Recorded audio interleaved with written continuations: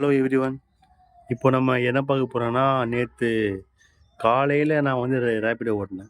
அது எவ்வளோ ஓட்டுனேன், என்ன ஓட்டுனேன், கமிஷன் எவ்வளோ புடிச்சான், ஜிஎஸ்டி எவ்வளோ புடிச்சாங்க, அதெல்லாம் தான் இப்போ நம்ம வந்து பார்க்க போறோம்.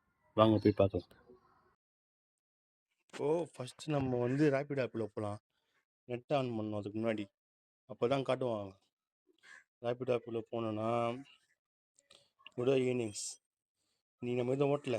அதனால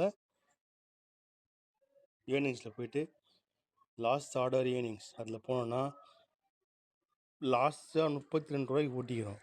அதெல்லாம் கஸ்டமர் ஃபேர் என்னன்னா 37 ரூபா. கவர்மெண்ட் டேக்ஸு 4 ரூபா பிடிச்சிருக்கான். கமிஷனே 5 ரூபா பிடிக்க வேண்டியது. நம்ம வந்து சப்ஸ்கிரிப்ஷன் பண்ண போடுறதுனால காசு பிடிக்கல. அதே மாதிரி 100 ரூபாய்க்கு எவ்வளோ பிடிக்கிறாங்க அப்படின்றது நீங்கள் பார்த்தீங்கன்னா 100 ரூபா ஆர்டர் அங்கே 123 ரூபா. ஆக்சுவல் ரேட் வந்து பார்த்தீங்கன்னா 132 ரூபா.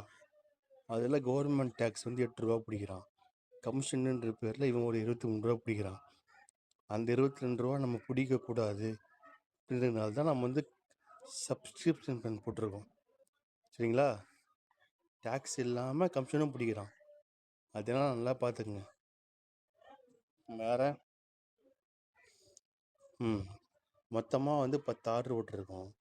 605 ரூபா நமக்கு வந்து ஏர்ன் பண்ணிருக்கோம். அதில் பெட்ரோல் 200 போட்டிருக்கோம்.